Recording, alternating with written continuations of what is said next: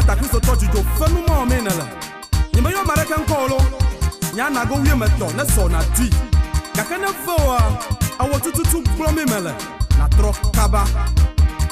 Alekenele ma wasubome Echose vide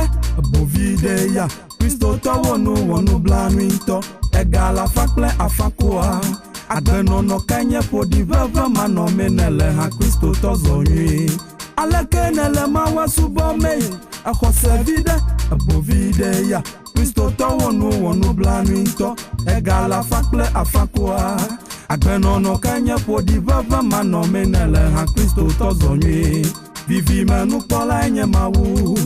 Negato wo movi jojo Gege menyenye nu manya Na beyele mawa flumu o Unto ele dokwi wo flum Hodo dio oho Miyui nama Amebala Akpe madala Ajovedula Fiafito Chama udeka na subo Joshua chia hepe mawu Elia chia hepe mawu Wovenu chia hepe mawu Kewode nuka ene chia Miwo sofo wa mise Hame mega wa mise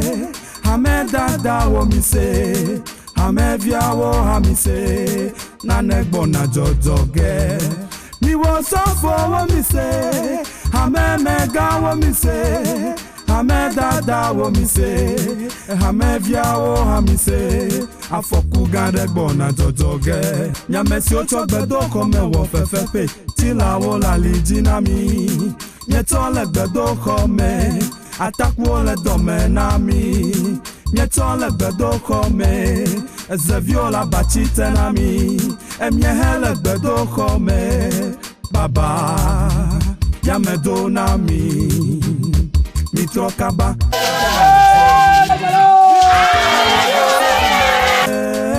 Milegbe mitodeji Nemi ga ingoli yolawo Afakalawo Tronsubolawo gbo Afiga dotagbe dokome Afima enyakudo